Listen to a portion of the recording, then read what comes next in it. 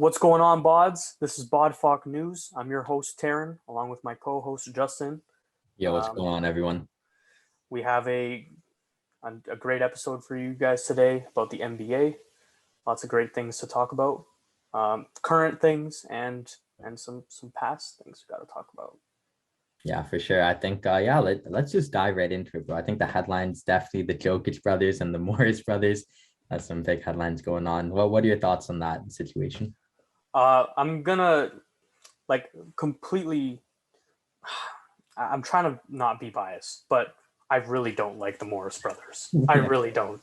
But I think Jokic, well within his right to do what he did. The first foul on him by it was Markieff Morris, right?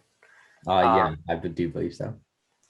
The first foul on him was that was a cheap shot. You didn't have to do that.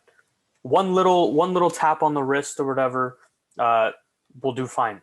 It was clearly, blindsiding him, hit him in the rib cage. You saw his arm extend. Yeah. That could have been dangerous. And so everyone always says with the European players, they don't fight back and you just have to get physical with them. But Jokic is 7 feet tall. He's the reigning league MVP. So you can't just walk all over him. You know what I mean? So I think what he did, I'm glad he did it. I think that's what you got to do. You got to stand up for yourself. He was saying, it's a cheap shot. His back was turned. What was the foul on Jokic then? Was that not a cheap shot? Yeah. He was going up to pass the ball. That could have been dangerous. So, and Jokic apologized after. I wouldn't have. Got 1 game suspension. Not a big deal, whatever.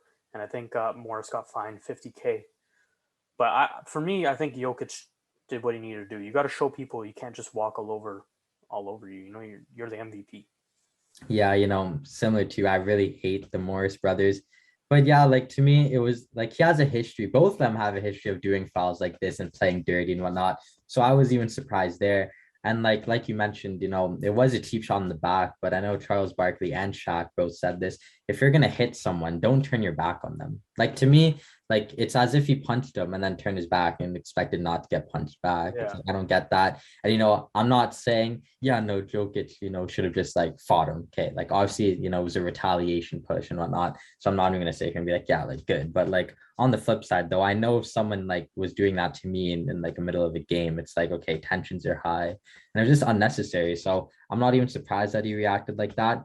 I'm just I think Morris, both of them, they have, I wouldn't say it's something wrong with them in the head, but they try to act all tough. And after the game with this tweet saying, oh yeah, he only pushed you when I was turned around, but we built different here. It's who are you trying to impress? You have a very little fan base to begin with. It's no one's going to look at that and be yo, this is the guy. Jokic is the MVP, like you mentioned. He's very likable. So a lot of the fans have just been on his side too. So it's such a lose-lose situation for Morris and his brother chiming in too. It's such an L. So yeah, I'm kind of in agreement with you. I'm not even mad that Jokic did that.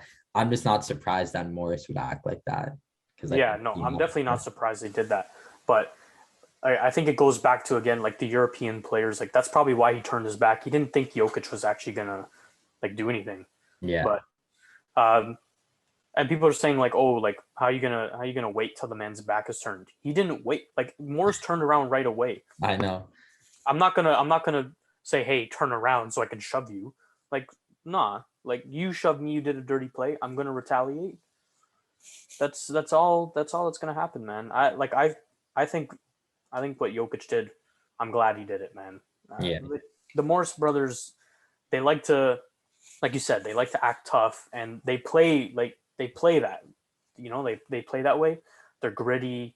They get up in you. They hard fouls, but you can't be surprised or upset when someone else does it to you. Then, yeah, exactly. I mean? That's just being hypocritical. You can't act like that, and then when someone does it to you, you go and start complaining on Twitter. Yeah, for sure. And another thing too, it's it was such an unnecessary thing to do. Keep in mind, I don't remember the exact score in the game, but that's a foul that you just never have to do. So it's and like you mentioned, he turned around right away. So it was kind of just trying to be mean, I guess, or a bully move type thing. So yeah, like I'm not surprised that Jokic reacted. I'm happy he did. Because yeah, like you just can't be getting away with stuff like that. And if it was like a more respectable player, like if it was, maybe like let's say Jason Tatum, just because like someone who I like, I'd be like, okay, Jokic should not have like done that. Cause like when has Tatum ever like tried to pick a fight with someone for no reason? But like Morris, both of them do that all the time. So it was just a matter of time before someone like Jokic retaliated back. So I'm not even surprised. I think if like I don't get how Morris didn't get a suspension, to be honest, because like there was no reason not to do that foul. The fine, like a 50K fine is nothing. Like it's probably change. So he's pretty much getting off scot-free, and the MVP of the league is getting suspended 1 game. So to me, that's not a good look for the league. They both should have got suspended at least. Yeah, no, Jokic definitely deserved to be suspended, but I think both of them at least 1 game. Yeah. You could argue both of them maybe even 2 games, but more should have been suspended as well. That foul was just, it was bad. You can't do those things. Like it's so simple. If you really want to get a foul, it's so simple, man. Just tap him on the arm. They'll call it right away. Like you don't got to do all this extra stuff and shove him to the floor and stuff. That's just unnecessary. So yeah, I'm happy Jokic did it, man. Yeah, for real. Sticking with the Nuggets, MPJ. Is out with injury, man. Nuggets are gonna struggle. Yeah, he was a topic last episode because his play wasn't even that good, and now he's just injured. So now they don't got MPJ or Jamal Murray and Jokic, I guess, in the next game because he's been suspended. So, I mean, it'll be interesting because I think the Nuggets they definitely will struggle even more now. But I think they're gonna find their feet eventually. But I don't know when eventually is because it could be next week, it could be next month, it could be post All-Star break. So I'm interested to see how they do. But maybe this is like a good thing for them because maybe now other players will step up. So it'll be interesting to see though. I think Jokic, he obviously was the MVP. So I think they do like as long as he's there, they're in good hands. But yeah, I think MPJ definitely needs to like come back and do even better because he just wasn't playing up to par right now. Yeah, I'm not sure how long he's out for. Do you know? No, I didn't see the extensiveness of his injury, but I mean, it's never good to see a young player like that get injured.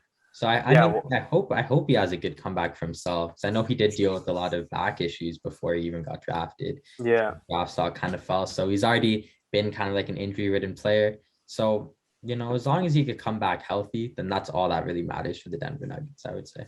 Yeah, I was just about to say he was having like lots of like injuries in the past, and apparently this injury is his back again. Yeah, that's not good. I don't see a timetable for return though. Yeah, that was a really big story. I remember at the time because I think the Knicks were supposed to get him, but then because of the back injuries, obviously his draft stock fell. So it's not good, And I hate when these young players come into the league with injuries. Not their fault, obviously, but it's always going to be something that looms with them for the rest of their career. Yeah, like he was supposed to go like number 1 in the draft, I think, before his injuries, or at least like top 10. But then he dropped out. He dropped down quite a bit. I think 14th. Yeah, 14th or 13th, something like that. Yeah. So hopefully this doesn't like plague him for like his whole career. Yeah. That would suck because he's clearly talented. Yeah. I know he's been struggling this season, but in previous seasons he was really good for them as a third option. Yeah, exactly. So hopefully that doesn't ruin him. Yeah, I mean, other guys now are gonna have to step up, like Aaron Gordon, Jeff Green, Monte Morris, because they do have a decent team on paper. Even Austin Rivers is there too. So like they do got some decent players. So I think their depth, if you want to call it that, is just gonna have to step up more than they have because already Jamal's not there, and now that MPJ is gone, they're just gonna have to get some big time buckets. Yeah, I don't know. It's gonna be rough for them to bring it back. It's not looking great for Denver right now. But I think before All-Star break, they'll be back to at least like towards their last season form. Yeah, they're like you said, they're a quality team on paper. They just need to get all their pieces right. And a lot of people have been struggling at the start of this season.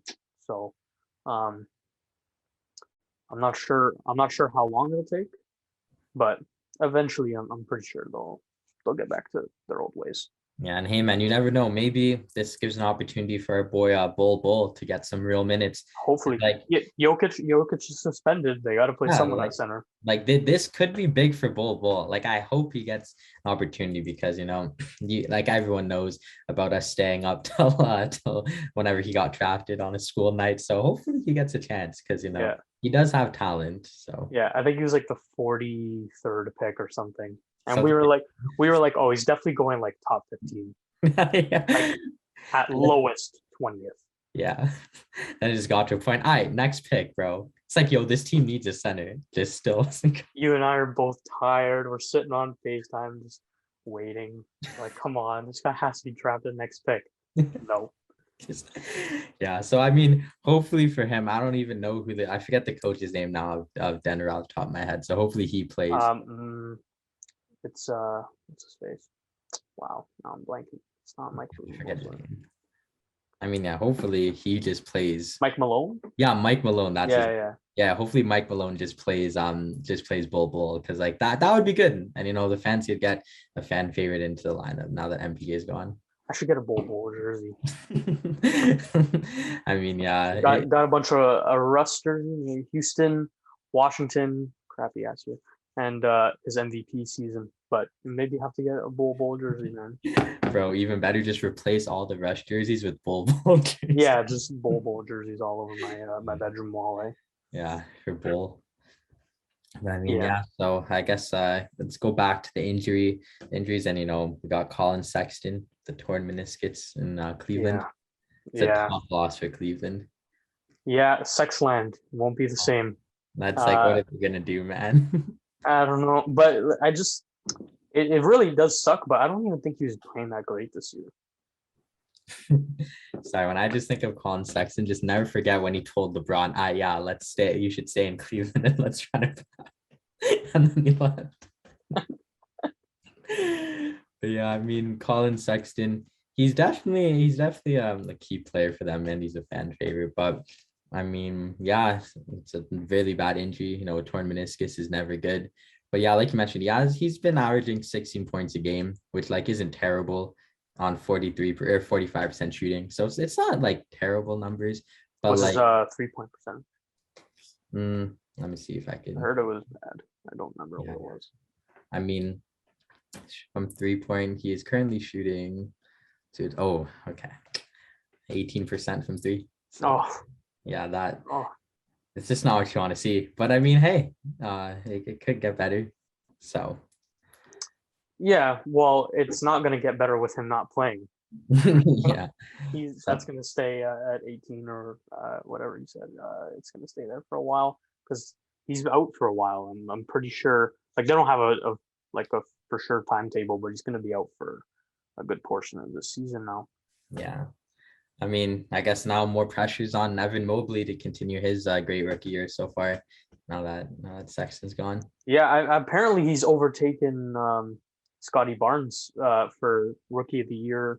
The rookie of the year ladder. I did in fact see that. Yeah, I can confirm that is true. Personally, I just don't get how, because Barnes is still like averaging more points, rebounds, and assists, I'm pretty sure. Or it's like margin. Not rebounds, I don't think. Yeah, I mean, like the stats here. So Mobley is averaging 15 a game, Barnes averaging 16.6. Mobley's averaging 8 rebounds per game, Barnes is averaging 8.7 rebounds per game. Oh, damn. And then Mobley's averaging 2.5 assists a game, and Barnes averaging 2.4. So like he only beats him by 0.1 in assists. So very close. I will say though, Mobley is great defensively as well. Yeah, so he has been balling out too. He had a great game against New York the other night. Yeah, he was putting on a good show. Hit a couple of threes. He's great, man. Like he's probably too good for Cleveland. I'd like to see someone else get him. Yeah, already, bro. Yeah, he has a really good jump shot too. Like he has a nice form. It looks nice, I will say. Yeah, I just think like who do they have on that team, bro? I mean, they have someone named D Wade. Oh yeah, they do. It's some white dude, right? Dean Wade. I swear he's only a basketball player just because of his name. Like, bro, Cleveland probably saw, yo, we could get D Wade back on the team. That would be good. And someone Let's go. pulls up. Like, yeah, I'm here to report. But yeah, no, like the Cavs, I don't even know what to say about the Cavs. Like, I just think, like you already said, Mobley's probably already too good for them. So Mobley's probably thinking, yeah, in 2 years, when, like, where can I go? I'm not gonna accept the rookie extension and just leave. I hope so, because I don't want to see his talent wasted there, man. I feel like every like good young talent, the longer they stay there, the more years that they waste. Yeah. Like the prime example is LeBron. You know, like he was there for what, like 7 seasons, I think. Yeah. So yeah, 7 seasons. Because he took his talents to South Beach. But yeah, so I think he was there for 7 seasons, and like you could see that he was clearly just too good for that team. He was probably like at that time he wasn't better than like Kobe and stuff, but he was probably at least already like a top 3 or top 5 player in the league. Yes, in his earlier years. Yeah, even the latter stages too. Like he was winning MVPs on some good, like amazing playoff runs. Like his numbers were just insane back then. It's like, damn, forgot LeBron was like that good on Cleveland. And then so you can't blame him for leaving at the end of the day. So you can't blame Cleveland players now for leaving if they're just too good, because Cleveland just suck, man. Like, without LeBron, that place is just, it's nothing. Yeah. So, I mean, yeah, who knows? Maybe Mobley will just take his talents to South Beach and just join Miami, just like LeBron. him and Bam in the backcourt. Bro, that's gross. Bam. Then you might still have Butler, Jimmy still there, Tyler Hero, Duncan Robinson. That's a good team. Yeah, you never know. It's already a good team, but you add Mobley into that. That's solid. Facts. Or you add Mobley to any team beside. He would be sick for the Celtics. Yo, he actually would be, because like, bro, the Celtics, man, they've been in the news, but they are trying to acquire another superstar. Mobley is going to be a superstar, but Ben Simmons, I know we did mention this. We said, yo, what would be sick if the Celtics went for Ben Simmons. Exactly. And we just know later, bro. We knew. Yeah, but we also said, oh, but if they try and get Jason Tatum or Jaylen Brown, like if the Sixers want to, like it's just not going to happen. And apparently the 76ers just said, no, we want Jaylen Brown. Yeah. It's really interesting now, because now it's actually into fruition that's happening in real life. Do you think there's a possibility that Brown or Tatum goes for Ben Simmons? No. Like no way. Nothing at all? Yeah. Neither of them. No way. Well, if you look at this, obviously Jason Tatum has started off struggling. Yeah. He's not his best. But at the end of the day, I'd rather a struggling Jason Tatum than any form of Ben Simmons, bro.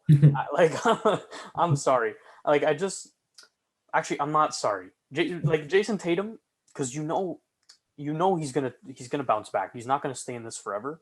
Yeah. I'd rather take my chances with Jason Tatum struggling right now, because I know that what he can be, than Ben Simmons, who's also just a headache.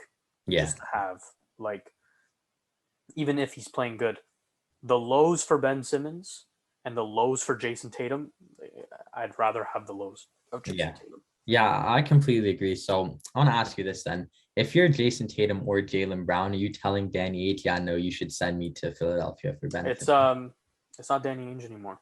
Or sorry, not Danny Ainge, Brad Stevens. Yeah. Are you telling your former head coach, no, coach, I wanted a change of scenery? Like, would you want to go to Philadelphia if you're one of those two? If I'm one of those two, and that they probably have a passion for like the Celtics and stuff.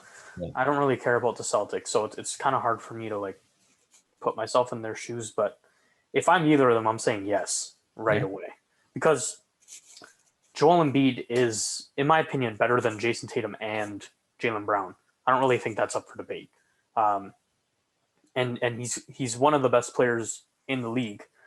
And they're what, like 8-2 right now? Yeah. Without Ben Simmons.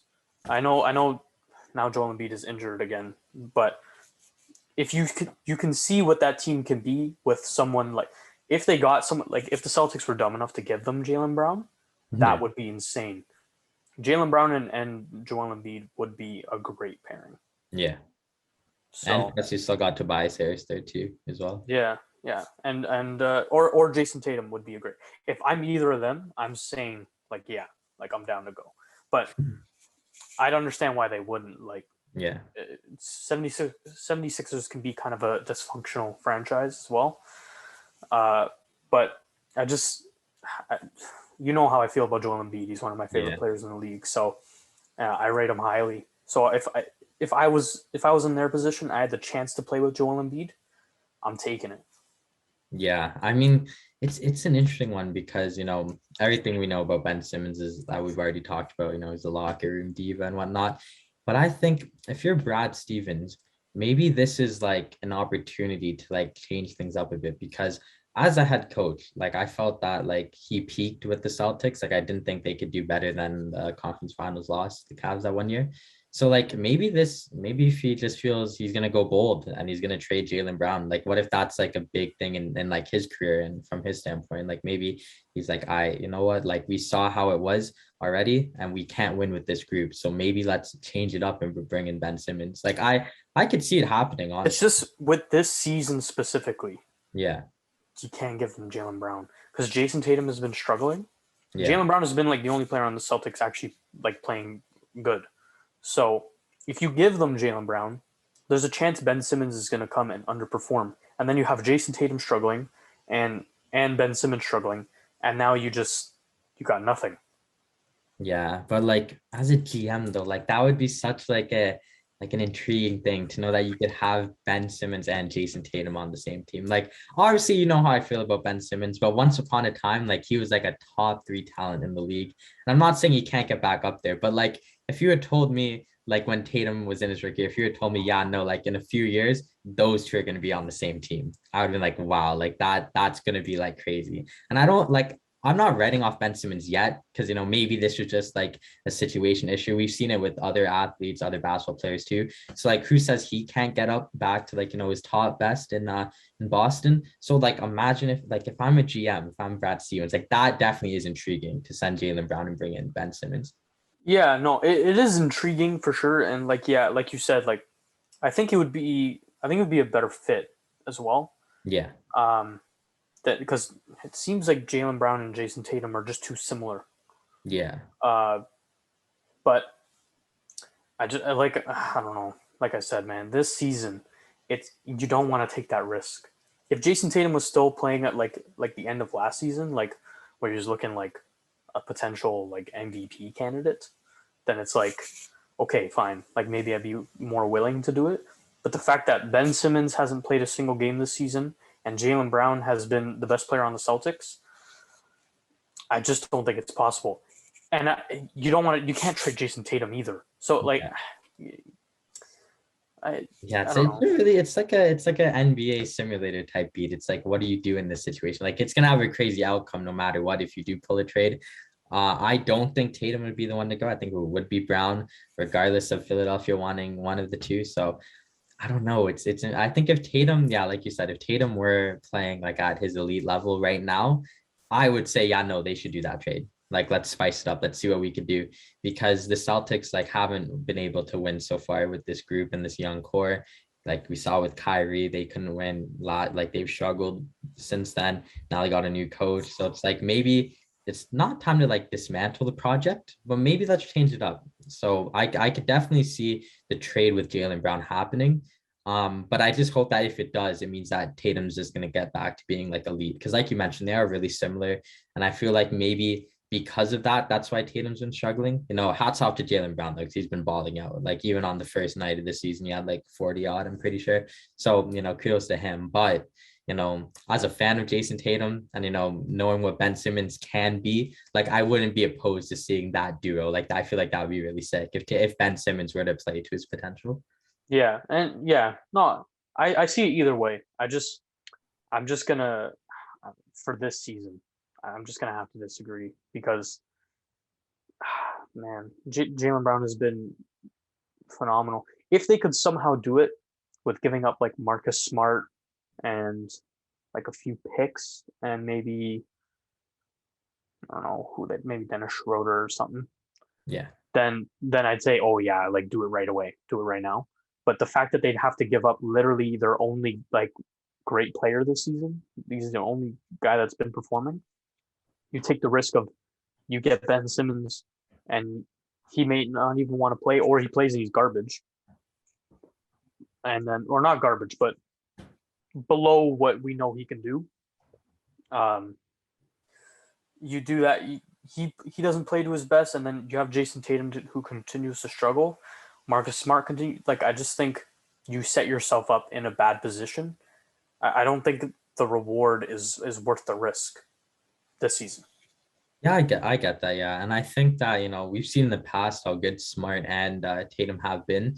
So like, I think they're like, I don't think the struggle is going to, continue at all. But maybe they're again struggling just because Jaylen Brown's been playing like amazing. And, I think that like Marcus Smart is a bit different because, he did call out Tatum and Brown. So like he's kind of made himself known to be like that. But I definitely think if Jaylen Brown wasn't like Jaylen Brown, like if he wasn't playing to this like elite level, I definitely think Tatum would be playing a bit better. But I mean, hey, who knows? If they are going to stick together and it's not working by like the end of the year, then I definitely think there should be some changes because like how are they going to win with this formula if it's not working?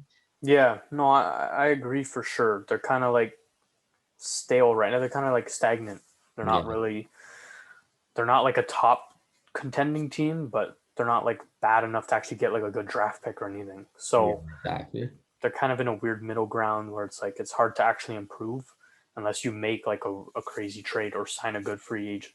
Yeah. But a lot of their money is locked up, so it's kind of hard. Yeah. I don't know. I don't know what they should do. I definitely wouldn't recommend this if they have to give up Jaylen Brown or Jason Tatum. But if they could get away with it without giving them, I say do it 100%. Yeah, I mean, I think like we said too, it all comes down to Ben Simmons. I think if I was getting like prime Ben Simmons, even though it's just rookie Ben Simmons, if I was getting rookie Ben Simmons in exchange for Jaylen Brown, I feel like I would be more comfortable with doing the deal today, right now. Yeah. But like you said, because it's like Ben Simmons today, it's like okay, I could definitely see why it's like hesitant. But hey, maybe Brad Stevens has to make a statement, and who knows? Hopefully, it's not at the expense of Jason Tatum because I don't want him to get traded. No, I don't think they would ever trade Jason Tatum. I think Jason Tatum is probably a Celtic for life. Yeah, like it would be cool if he was on Philadelphia, just as like a Tatum fan, because I would love to see him and Embiid. But like I want him to go down as like one of the best Celtics ever. So I prefer him to stay. So yeah, but you never know. Maybe Brad Stevens will just shake it up and no one's safe type beat. Yeah, who knows, man? Hopefully they can actually start playing to their best form, though, because I do think they have a good squad. Yeah. But, I don't know, kind of underperforming. Move on. Want to talk about the Warriors? Yeah, a team who's definitely not underperforming. This team is looking like the 2015 Warriors all over again, it feels like, getting those vibes. Damn, man. Steph Curry, we'll talk about him more intensively later, but he's phenomenal. Like I'm running out of words to describe him. 50 points, 10 assists, 7 rebounds against the Hawks the other night.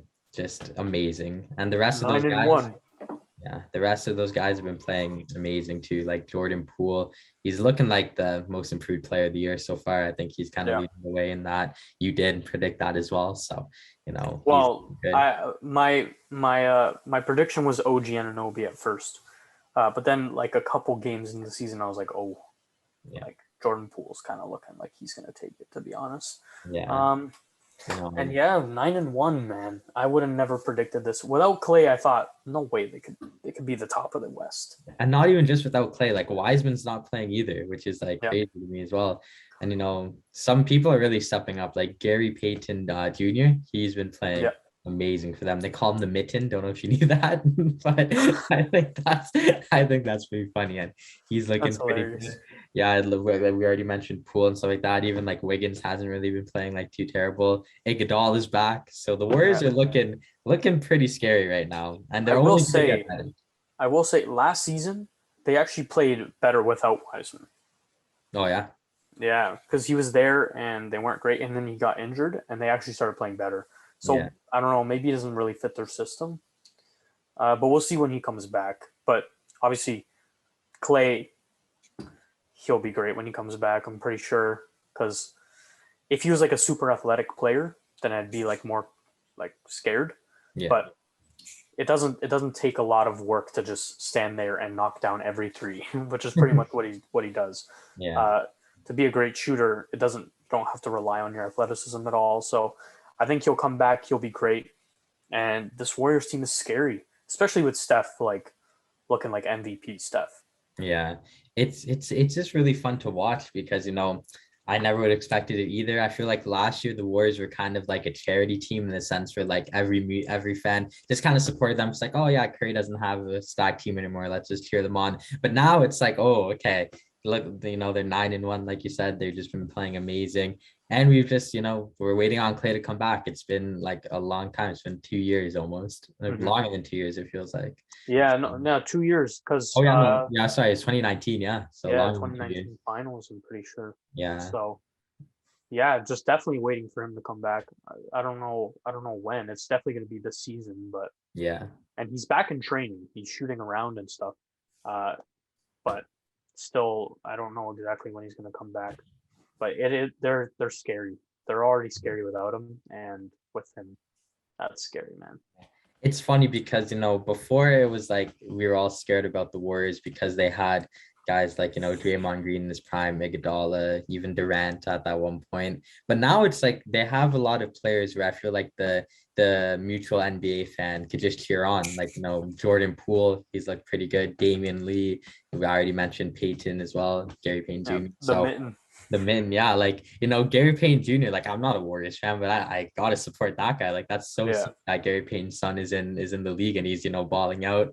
And like hats off to Steve Kerr. I guess everyone used to doubt him. Now he's I guess turn it around. And I think if the Warriors could like get the first seed, maybe they won't hold on to it. But if they do finish with the first seed, then that would be like a great achievement for Steve Kerr. Yeah, no, I think Steve. I don't know why he was getting so much hate. I think Steve Kerr is elite. Like I think he's really good. But I think obviously like people are going to say like, oh, your team is also like absolutely insane. But to manage those egos and still get them playing to their best, winning those rings, you got to be good at your job, at least somewhat. So I think he's really good. I obviously wouldn't say he's better than like Spoelstra or Popovich or anything, but he's probably one of the best coaches in the league. Like, it's definitely up there. Yeah, and like it's just it's crazy that the Warriors are like back, if that makes sense. Because I remember when like Clay got injured and obviously Durant left, it's like damn, yeah, finally the Warriors could just be gone and we could enjoy life again. and now without Clay or Kevin Durant, they're 9-1 and are first in the West. Yeah, I don't think they'll hold on to it. I hope not. But yeah, I mean, if Clay comes back, then they probably will hold on to it. If he comes back earlier on in the season, yeah. But I don't know. I do have some higher hopes for the rest of the West, but the West has just been kind of disappointing in general. Yeah, I would agree with that. I think, obviously, yeah, like the Warriors, amazing. Jazz have been really good. Mavericks have looked pretty solid. Phoenix Suns, they started off slow. They're around the middle of the pack. Memphis Grizzlies are 6-4. Like Denver Nuggets have started off kind of slow as well. With Jamal Murray being injured. Clippers are 6-4. Lakers are 6-5, 8 seed. Like that's just kind of depressing. Yeah. Trailblazers have sucked. Sacramento always suck. It's got Pelicans are what 1-8 or something like that. 1-10. 1-10. Yeah. Pelicans are a joke. Houston Rockets are 1-9. They're also a joke. Spurs are 3-7. Trash. Timberwolves. They have Patrick Beverley. What else do I need to say? Yeah, that's it. And OKC are just like they're just a baby team. They're just OKC. Yeah. Yeah, like they're just not ready yet. So the West, honestly, like the East is literally just the most enjoyable. Like it's been so long since the East has actually genuinely just been way more enjoyable than the West. Yeah, that's basically what it is now. It's kind of crazy. And I'm happy to see that too, just as like a lifelong fan of switch it up, like the Raptors and stuff like that. So I'm happy to see that it's not like who's contending to lose to the West in the finals. It's like they got some good teams around them. Yeah. No, you could make the argument that like the best contenders in the league right now, like 3 of the top 5 are probably in the East. Like Yeah. most of them, like the Brooklyn Nets. I know they're only 7-4, but Brooklyn Nets, obviously, Philly are looking really good. Miami, they're looking like a contender. Chicago, we're looking really good. Washington Wizards, Milwaukee Bucks, like they've got a lot of good teams now, Yeah. and obviously the New York Knicks. Yes. I was talking to a friend about this, but I think as a fan, I think my ideal NBA finals this year, like I would love it if it was somehow the Warriors and the Raptors once again. Like I don't think it's gonna Run it happen, back. but like I don't even care if we would have lost. Like that would just be a great story, you know. Like the Warriors finally get back and they're facing a new Raptors team, you know, because like obviously Kawhi's not here anymore. We'd have a new team, you know. It's like the team that looked like we destroyed the Warriors for good, but then they're back. So maybe Scotty that would Barnes be a drops like great story. 30, 10, and 7 in the Bro, finals. if Scotty Barnes turned into prime MJ in the final and eliminated the Warriors, that would be the Nah, best. bro. Nah. In 95, 96, MJ turned into prime Scotty Barnes. Oh yeah. Yeah. So I mean, yeah, as a fan, that's my ideal finals if like the Lakers per se don't make it in. Because obviously you still want to see the Lakers and Nets play. That would be like the biggest like headlines I think ever. But if the Warriors didn't make the finals, I would love it if it was against the Raptors. I want to see the Lakers and the Detroit Pistons, just so it's an easy chip. Because they're 1-8. Bro, who is even on Detroit? Like, Jeremy Grant. That's all I know. Yeah. I'm just gonna say Jeremy Grant. Yeah. Sadiq Bey. Kelly Olynyk is there now. Kelly Olynyk. Josh Jackson. I remember that guy. Oh yeah, Josh Jackson. He was drafted like 4th. He was supposed to be something great, and then he's just kind of a joke now. Yeah. And a bunch of other nobodies, pretty much. And the rest are nobodies. Yeah. But yeah, the Warriors though really impressive, and they're like city uniforms. It's like a throwback to when Wilt played there. The black ones. No, the ones that are still blue, and then it has like the old school Warriors writing on it. Oh yeah, those are nice. Yeah. Yeah, I love those jerseys so much. Like they're so clean. And like I just think about Wilt when I see them. So it's like that's cool that like Curry's now rocking Wilt's jersey essentially. So I like that too. Yeah, no. They're crazy. They're doing great. You want to talk about the MVP run Paul George has been making? Bro, Paul George, man.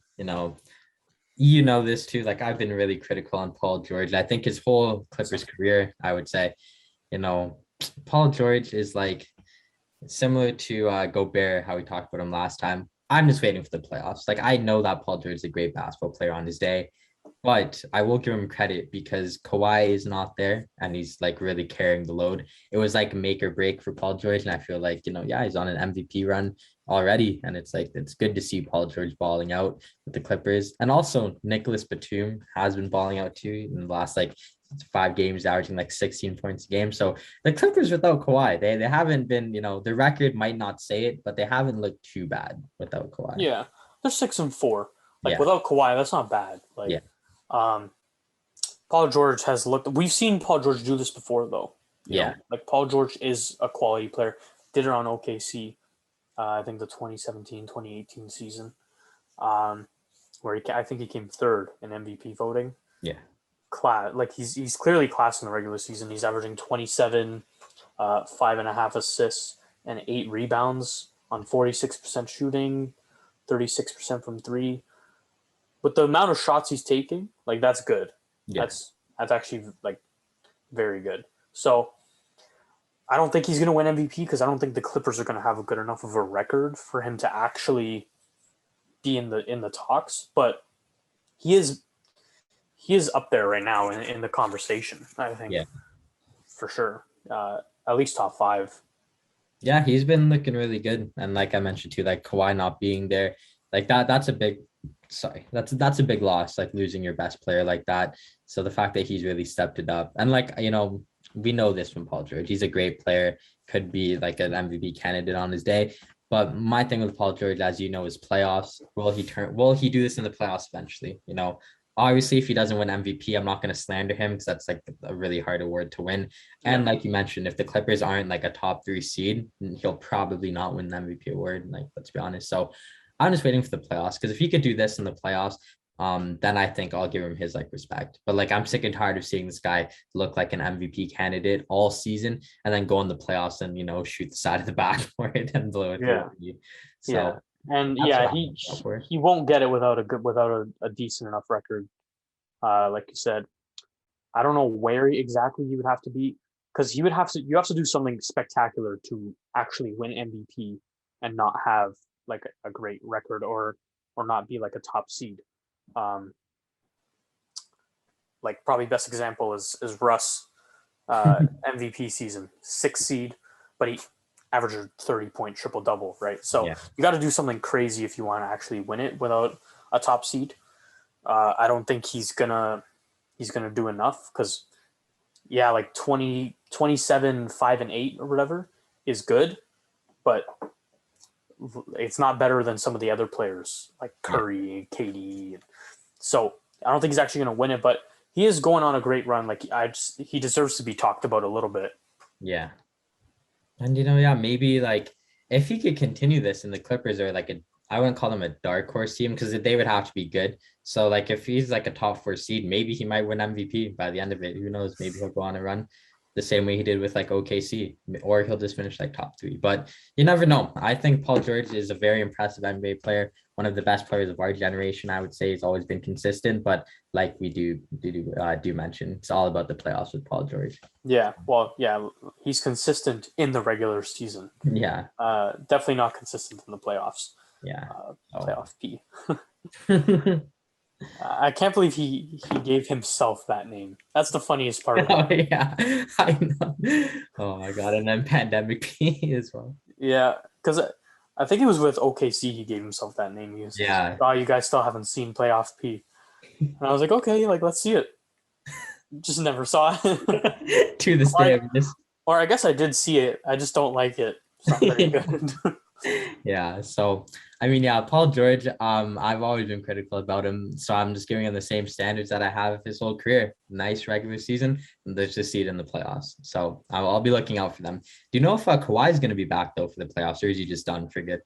They have like the expected timetable. I think is for March. Yeah, like spring of next year. But you know how Kawhi is. He's extra cautious with his injuries. Even when he's not injured, he doesn't even play the whole season. Oh, so I know. I think at best he comes back for playoffs. Like he could not even play this season. Yeah, I mean, it would be crazy. Obviously, maybe me and you wouldn't like it because we don't like the Clippers that much. But hey, at least Pat Bev's not there. But it would be crazy if he came back and then they won the championship. Like it would be really hard. I don't think that roster is good enough though.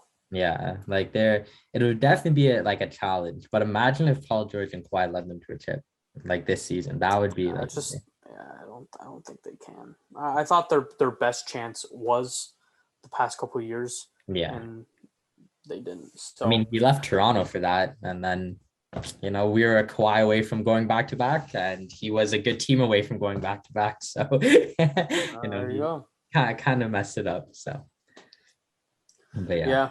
Definitely, kudos to Paul George though for having a great start to the season. Yeah, we could switch to the actual good team in LA quickly. Huh. Well, I guess not good right now, but the Lakers they just beat the Hornets. They play Miami tonight, actually. Oh, okay, that'll be a good game. I'm definitely gonna watch that. Kind of scared though. Yeah, you know what, man? Like the Lakers, I just don't want to sound like a broken record, but like the inconsistencies are too much, bro. Like I can't. Like, how are they losing some of these games? I do not know. And like I know we talked about their defense last time and their inconsistencies on offense at times. So it's like, when are these inconsistencies going to just start becoming like a regularity? Like when's it going to be, maybe this is just the Lakers team? And that's what I'm afraid about. So like I need to see a big win tonight, or like at least a good performance. Like if they lose tonight, but it's like a close game and they keep it respectable, then I won't feel as bad. But like they better not get blown up by like 20 tonight by the Heat. Yeah, like if you look at their losses, like to the Warriors, okay. Like the Warriors look really good. At the beginning of the season, we didn't think that they were going to be like that, but losing by 7 to the Warriors right now, like it makes sense. Yeah. The Suns they lost to, they struggled at the beginning of the season, but the Suns were in the finals. Like okay, beat the Grizzlies, beat the Spurs, lost to OKC, who are one of the worst teams in the West. Lost them Beat twice, right? Yeah. Yeah, beat Yeah. Cleveland, beat the Rockets, both trash teams. Beat the Rockets again, and then lost to the Thunder again, Yeah. and then lost to Portland.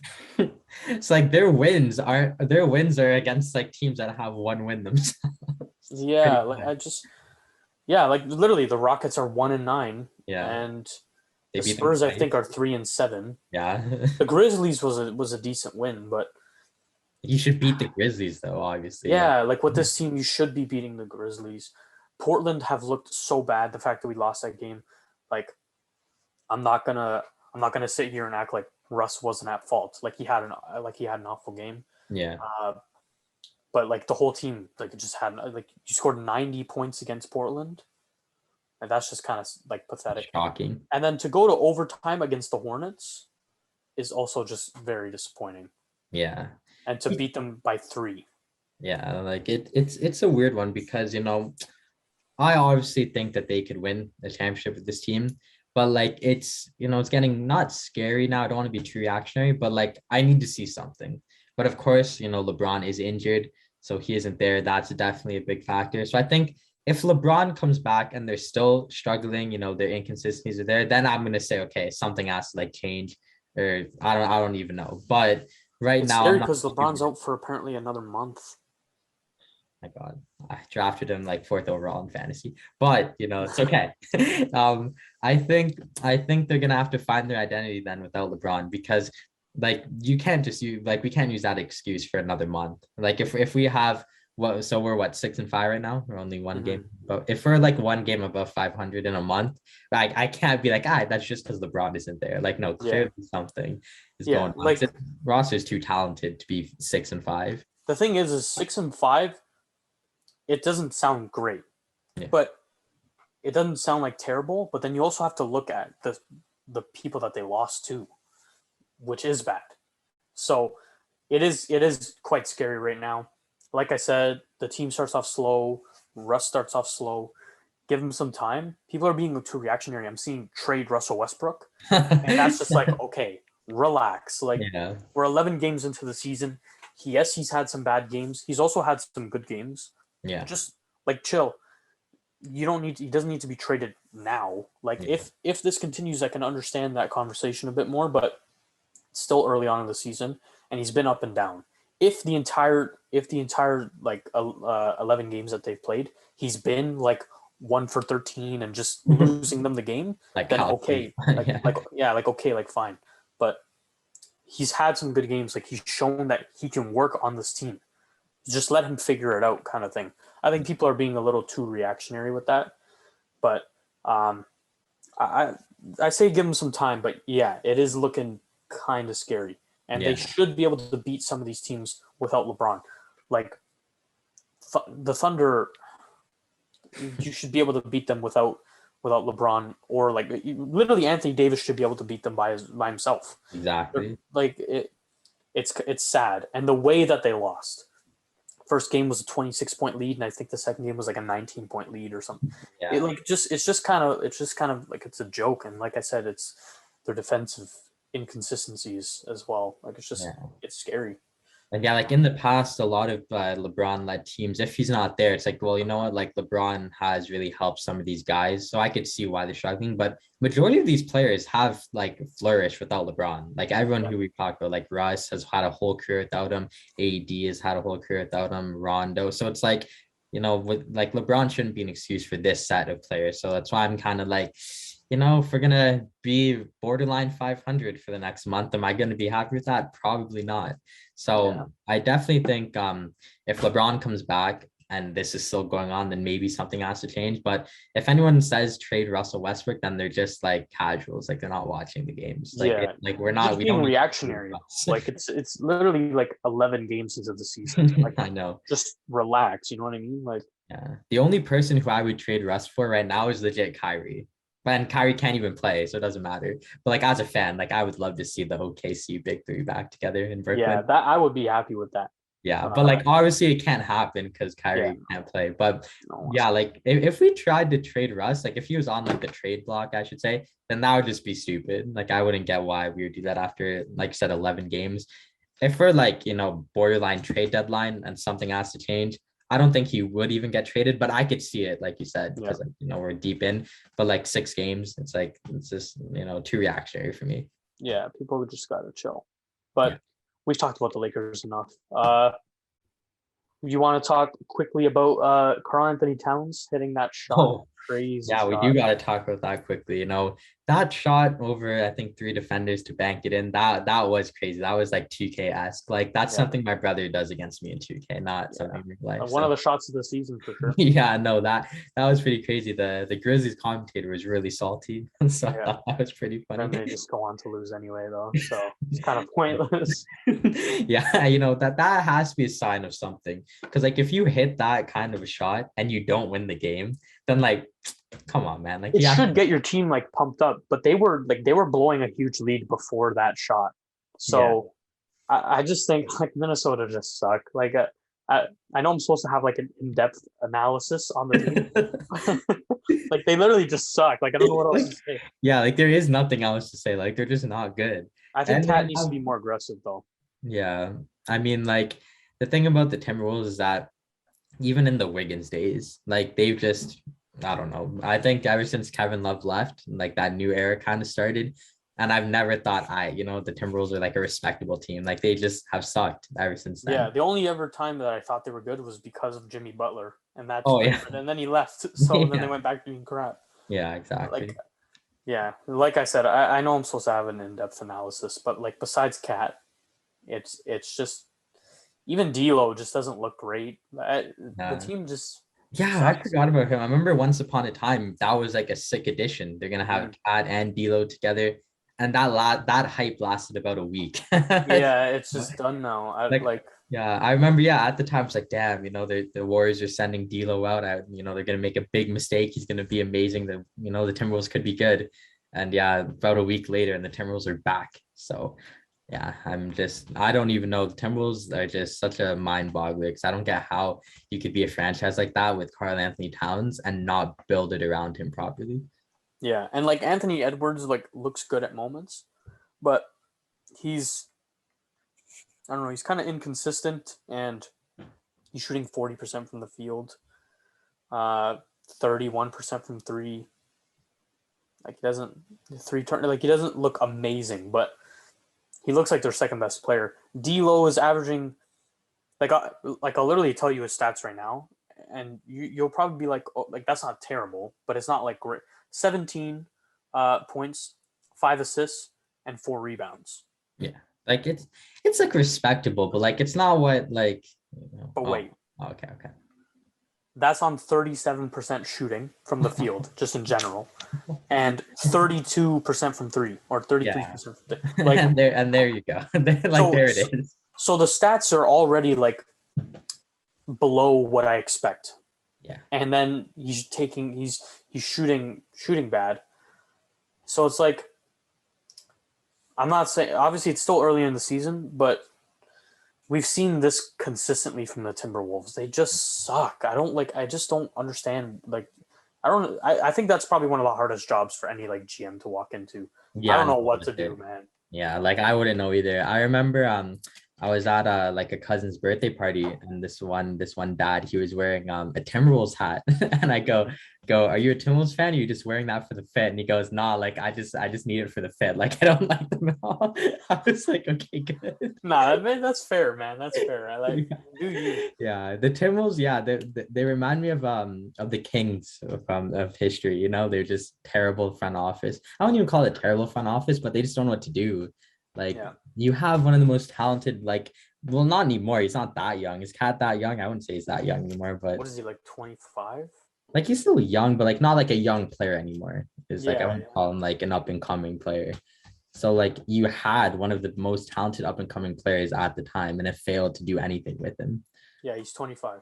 Yeah, so like obviously, like I hope his best years are ahead of him. I hope he hasn't peaked. But like then again, but he looks good though. Like his peak, it's good. It's good enough to actually be like on a contender. he's just stupid by staying there. Yeah. Like, you got to get out, man. You got to, like, I know you can love the team, but at what point does it become like, okay, like I want to win? Yeah.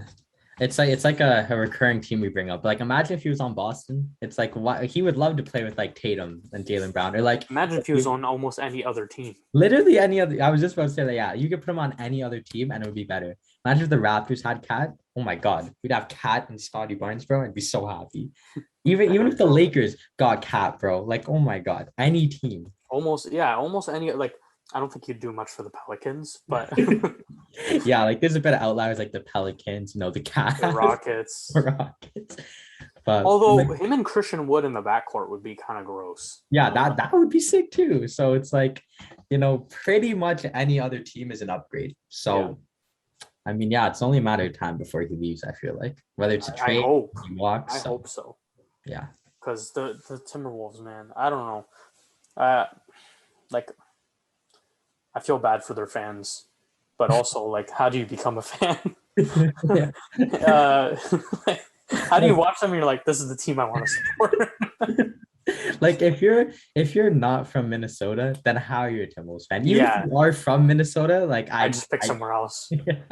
Like, I would say something like, like my uncle is from wherever, like Miami, so I support the Heat or something like that. I'd pick something else, bro.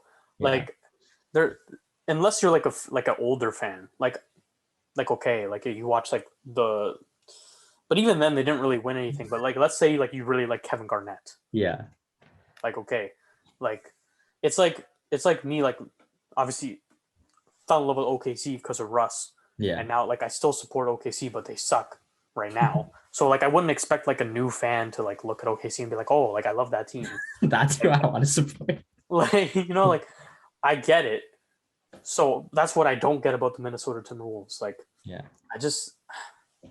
but yeah, if you need it for a fit though, like, to be fair, the fit was nice. Like, it was this blue Nike tracksuit with like the blue hat. I was like, yo, that's tough. Like, I understand having something from a bad team, like just because like I do have a Washington jersey. Okay. I hate Washington. They're one of my least favorite teams, but Russ was there, so I had to get one. So but I don't know what to say about the Timberwolves. Yeah, I mean, there's nothing really to say besides trash, like you did say. So it's the best way you could put it. So one big thing I did want to talk about, probably the highlight of the episode, is who do you think is the best player in the league? Okay.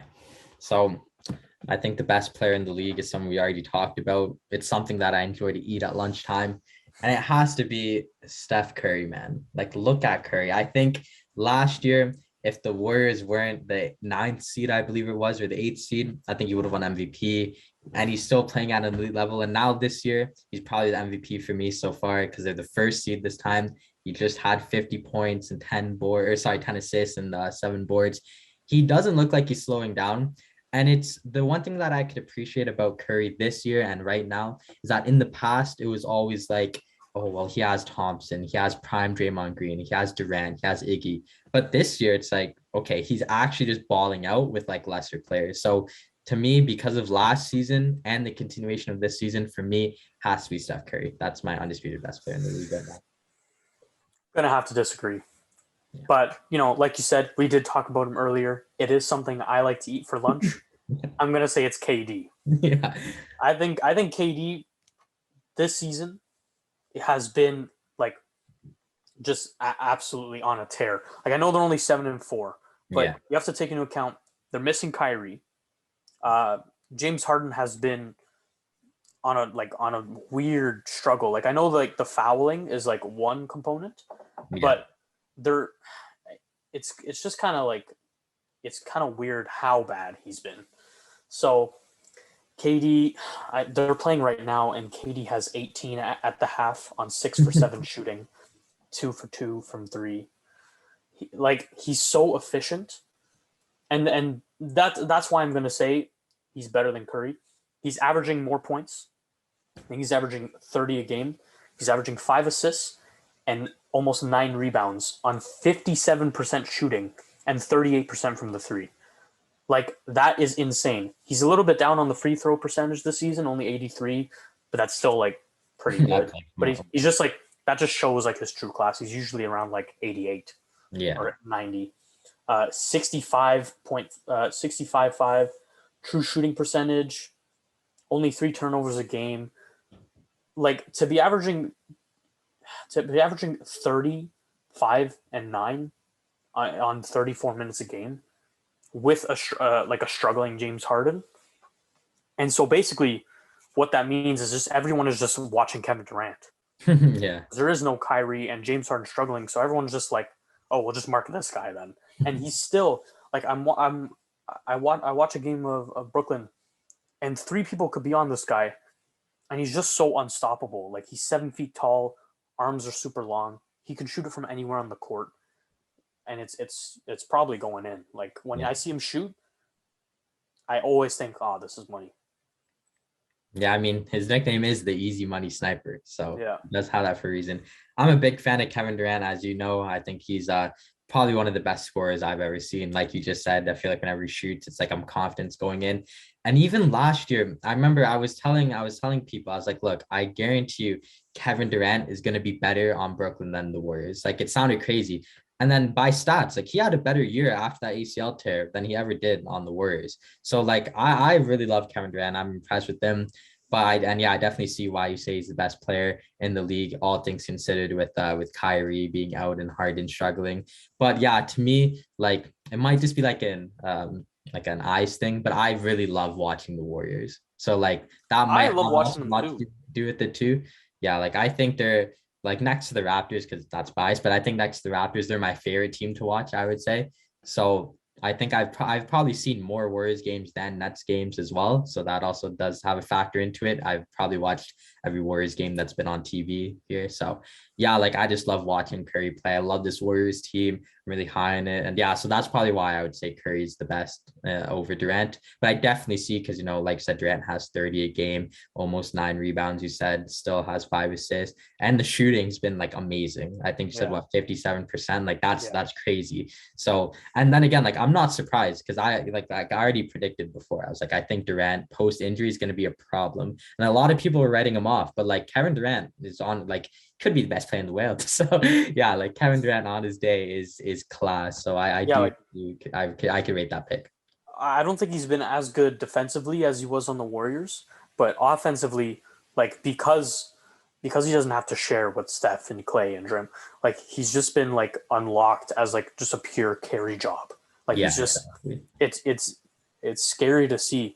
And I like Steph Curry, like, yeah, like, he's up there for sure, but I'm gonna have to disagree, because yes, they have a better record, but he's averaging 27.6, so we'll say 28 points, 6.5 assists, 6.5 rebounds. Yeah. So like, that's great. But he's shooting 43% from the field, which, for how many shots he's taking, like, okay, that's fine. And 38 or 39% from 3.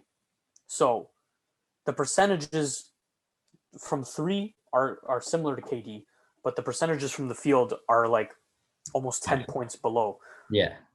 More than 10. So like, the way that KD is able to do it so efficiently while also being a better defender than Curry, obviously. So he's more efficient, he's averaging more points, and he's a better defender with he's missing his best help.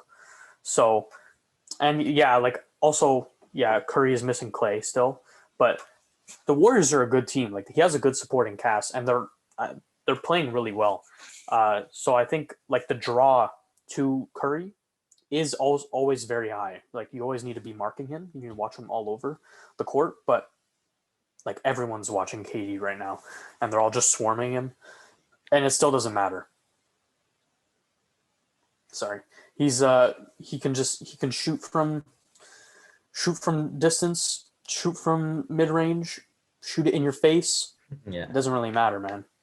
Yeah, it's a joy watching Durant play. I've always loved watching him play, except when he was on the Warriors, of course, because like I hated him after OKC and Russ. But yeah, like it's I would say for me, honestly, I would say Curry's number one and Durant's probably number two. So like I do agree with everything that you're saying, how good Durant is.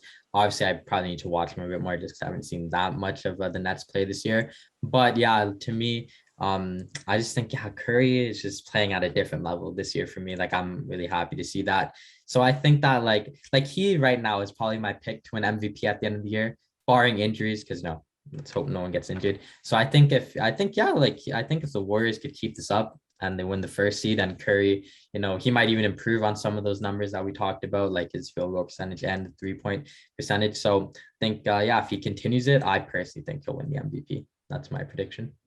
Yeah, I probably have him second, like you said. Like we're probably just switched.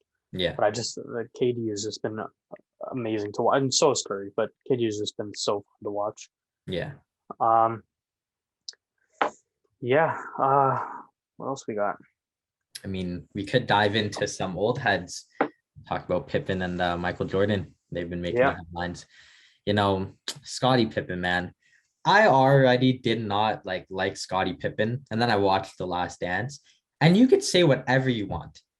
No one's perspective is going to change the fact that he sat out during those games and that he was selfish. Whether it's MJ telling it, him telling it himself, Phil Jackson, it happened. It's history. So the fact that Scottie's going on this tangent talking about MJ in The Last Dance, it's like, buddy, that's what happened. If you talked about it, you would have said, yeah, I sat out in the shot and because Q coach wanted to shoot it. So it's like, I don't get where this tangent's coming from. Scottie Pippen, was only known today and talked about today because of Michael Jordan. Unless Scottie Pippen is making a headline because of some outlandish take, like that time when he said that he himself is better than LeBron James, unless that's happening, Scottie Pippen won't be in the headlines. Yeah. So I just think he should be grateful. I obviously never liked him. That. So I think, this is it's just more fuel to my fire to not like Scottie Pippen. Yeah, well, just like you, I also do not like Scottie Pippen. He has a lot of stupid takes, says a lot of stupid stuff. And I feel like he doesn't appreciate where he was brought to in his career by Michael Jordan. I'm not saying he wasn't a good player. He was. But what would Scottie Pippen be today without Michael Jordan? And obviously, Michael Jordan even said, there would be no Michael Jordan without Scottie Pippen. I'm not saying he didn't also contribute to Michael Jordan's career. He was obviously a huge factor in them winning. And he's one of the probably the greatest players of all time. Yeah. But the skill level of Michael Jordan was the main reason that those both teams are so good. Michael Jordan was just above everyone else. Scottie Pippen was good, but at best he's a perennial all-star. Yeah. The only reason he's considered to be in these greatest of all time conversations is because he was on those teams. If he was just on Portland and was just an all-star and didn't win any rings, who would be talking about Scottie Pippen right now? Yeah, exactly. No one. No one would be talking about Scottie Pippen. But if Scottie Pippen wasn't on the Bulls, I bet you would still talk about Michael Jordan. Yeah, I guarantee you. Yeah. So and it's just really annoying because sometimes and I know Charles Barkley said this too. Sometimes old heads just like to put their names out there to feel relevant again. And I know Barkley said, he's our time was 40 years ago, 30, 40 years ago. Why are we still having these arguments, right? So it's I don't know if he's just saying this as a PR stunt, as they put it, or if he truly feels like this. But it's now he's taking shots at Jordan. And even when sadly Kobe died, as soon as Kobe died, all thing had to say is that Kobe's better than MJ. It's why are you bringing up Michael Jordan when Kobe just died? Yeah. And even when LeBron had won his third ring, all he had to say he's not better than me until he wins 6 rings. But it's okay, why do you got to bring yourself into everything or make it about you? It's just appreciate that. The Last Dance was told from MJ's point of view. It wasn't called Scottie Pippen The Last Dance. It was called Michael Jordan The Last Dance. Yeah. If he wanted something like that, he should have done his own. Are you gonna fall to Michael Jordan for telling his side of the story? It's no, it's his documentary, it's his memoir, or whatever. You can talk about whatever you want. Yeah, it's his thing. It's not. He doesn't have to care how you feel about it. And at the end, sorry, go ahead. Yeah, and like I said, at the end of the day, whether it's MJ telling me this, Scottie Pippen telling me this, or Phil Jackson, Scottie Pippen sat out those games. I don't like him because of that. That's not because MJ told me that on The Last Dance. Like I knew he sat out those games because he didn't want to do X, Y, and Z. And like I knew he sat out that final possession because because Phil Jackson told the Q coach to shoot the ball. Yeah. Like those are the reasons why I don't like him. So a Yeah. documentary highlighting that is only gonna like make me not like him more. Like I already knew that. So he just seems like a butthurt person. Like he seems like he's always so like angry at the world. Like, yeah, dude, exactly. you're a millionaire. You're one of the greatest basketball players of all time. Just leave it alone. You know what I mean? Like he's constantly bringing up the past and trying to make himself look better. Dude, no one cares. Yeah, exactly. like just you were what you were. One of the best like Robins to ever do it. I got it, sure, but you made mistakes. You know, you just got to live with them. They're in the past now. There's nothing you can do. Yeah. Attacking MJ on live television all the time isn't gonna help your case. Yeah. And it's like, Michael Jordan is probably somewhere on a yacht, like I said earlier, just chilling, probably smoking a cigar, just on a super casual vibe while this guy's going crazy in comment sections and Twitter and on talk shows. It's like, why are you slandering MJ? If I got a chance to play with Michael Jordan, I would probably worship him like a god. Not even trying to sound like that, but that's arguably the best basketball player to ever do it. He didn't even just sit on the bench and see it. He was on the court with MJ when he played it on his best days. Number 2. Yeah, he saw all the shots. He saw, the shot against Cleveland. He saw the shot in the finals, various of them. He saw the shrug when he hit all the threes. It's like you were there for that, Like those are legends that people still talk about today. Like if you have a basketball conversation with just a casual old head, you'll probably have a laugh about Michael Jordan. So it's like, okay, my bad, Scotty, that's not about you. But at the end of the day, it's like that's just how history is. It's like you don't see like Dick Grayson crying in the comic books, like, oh yeah, Batman gets all the attention. It's like, well, yeah, it's just Batman, It's like no one cares, Robin. So it's like if this is his version of being Nightwing and just like being on his own, then it's a version I just don't want to see because it's just him slandering Michael Jordan for literally no reason. Well, and it comes across as just petty because in the past he said, oh yeah, like Michael Jordan is the greatest player of all time. And then I don't know, I guess maybe Michael Jordan did something he didn't like or said something about Scottie Pippen. And then he goes and says, oh no, like LeBron is the best player of all time. And then after that, I guess things died down for a bit and people asked him again. And he went back and he said, oh no, yeah, no, like Michael Jordan is the best player of all time, like 6 rings. Yeah. And then The Last Dance comes out and he's like, no, LeBron is the best player of all time. You just look petty and you look stupid. You constantly change your opinion. You constantly change what you're trying to say because of your feelings. So clearly I can't trust what you say ever. Yeah. And like just on that note too, if he thinks LeBron's the best ever, sure, I'm a LeBron fan, whatever. But he's also said in the past, like I said, that LeBron isn't better than him. So does that mean Scottie Pippen's just the best player of all time? He must be. Yeah. He also said Kobe, is better than MJ. Does that mean that Kobe's the second best ever? Like, is MJ not even top 3? Like where is MJ? So it's like, yeah, like you mentioned, he's just really petty, really sad. And like, it's just so funny because MJ doesn't have social media. So he never like speaks out. So it's almost as if he's just going on Twitter and typing to no one. It's like the one person that you're trying to get a hold of is not actually going to respond or probably see it with his own 2 eyes on his phone. He doesn't have or care at all. Exactly. He doesn't care. He has bigger things to do. Like run a multi-billion-dollar shoe company or, run the Charlotte Hornets while you sit on TV and talk about them all day. Yeah. Like, do you think I think Scottie Pippen wakes up and, has like a little agenda and he goes, all right, we're going to get morning coffee, eat breakfast, and go to do a talk show with so-and-so. And I need to let them know what Michael did to me back in 1989. It's like, yeah, so back on November 10th, 1989, Michael Jordan gave me double coffee. I told him I just liked it regular. That to me just really shows that LeBron is better. LeBron has to be. It's just so stupid. And one of his biggest points was like, oh, like why are you talking about the time in between like Jordan's retirement? Like why are you talking about what I did in between then? Because you weren't even at the team. The point of the documentary is to build the story of the Bulls. So to show why it was so important for Michael to return and win them those rings, he has to show what was going wrong before he got there and what needed to change. So by showing like the in-between stages, it shows that like, oh, this is what you're missing without Michael Jordan. It's still relevant. Just because he's not on the team at that time does not make it, oh, just, that year and a half or whatever just means nothing. It's a part of the story. This is a story about the Bulls franchise.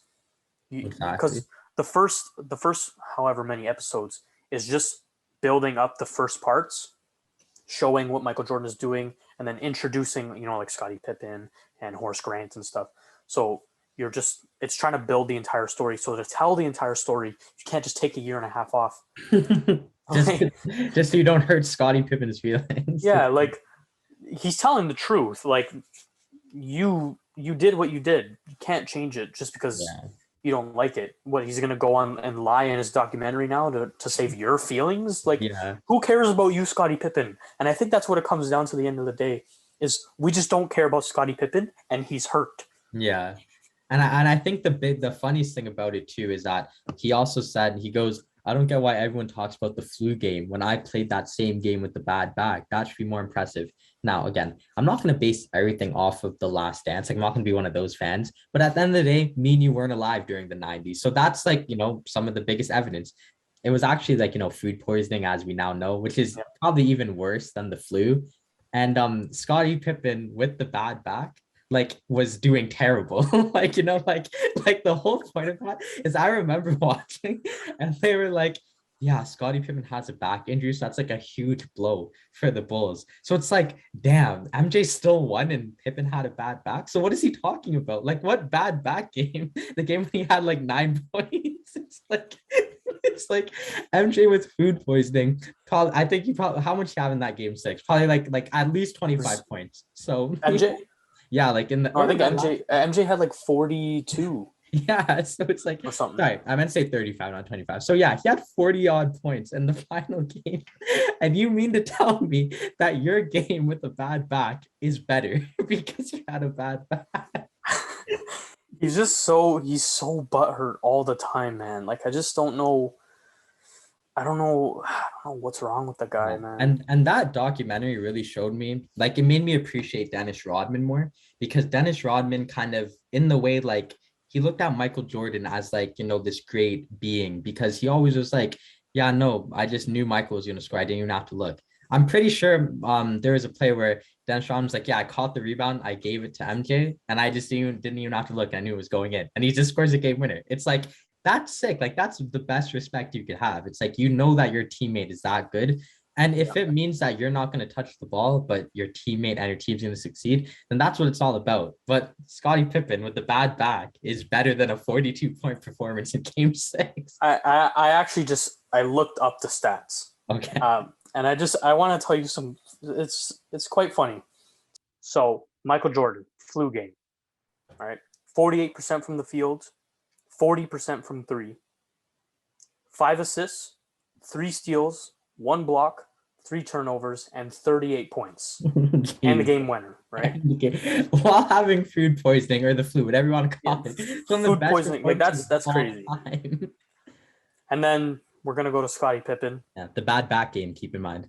Yeah. So I'll just read you the stats, and you probably won't think it's that bad. So 5 assists, 1 steal, 3 turnovers, 17 points. Okay. They're not terrible. Not bad at all. Until I tell you he shot 29% from the field. So keep this in mind. Scottie Pippen had the audacity to compare that performance to genuinely one of the best performances in NBA Finals history. Just because he 5 for 17. Like, that right there says it all. Like, that's nothing else needs to be said. Nothing else I could say about Scottie Pippen. So yeah, he is just on a tangent for no reason. I hate Scottie Pippen. I hate him even more now. And like, I just hope I never have to hear about him ever again. You probably will, though. He'll probably like find out about something that MJ said, and then he'll go back and he'll be like, oh, like Dennis Rodman is also better than Michael Jordan. Like, It'll be like, honestly, like without Dennis, we don't win those rings. But if MJ wasn't there, I think we could have done it, man. me and Dennis could have three-peated. Oh my God, bro. Yeah, all it's gonna take is for like Giannis to win another ring for him to say, yeah, I think Giannis is ahead. He probably will say that by the end of this year. Yeah. Doesn't even need another ring. He'll be like, the combo might be more talented than MJ. Like oh man, he's so annoying too. Like I can't stand Scottie Pippen. Yeah. His honestly his career after basketball made me hate his basketball career way more. Like, yeah, he had some moments of like, being a dick and just being stupid and sitting out games or whatever that make you already dislike him. But then he goes on national television and sounds like a complete idiot. And I just look back and I'm like, I hate him even more now. No, but seriously though, and it's weird because some fans don't understand that. But seriously, like the things you do off the field or off the court, I should say, if they're in a negative tone like that, it will generally make me not like you, like on the court, whether you're retired or you're still playing. Like if Charles Barkley was like at some terrible announcer that was always like, yeah, honestly, like these guys, they're good, but like I'm better, I would hate Charles Barkley. But Charles Barkley actually knows what he's talking about, and he's not like an old man. Yeah, sometimes. I mean, he did say the Raptors were going to win the championship at one point, so I have to respect it. But he also said Portland were going to win the championship like last year. Yeah, I remember. He said it was a lot, but I do though. With him, a lot of it is like he's a troll. Yeah, like a lot of them he's just joking. Scottie Pippen genuinely believes all the crap that he says.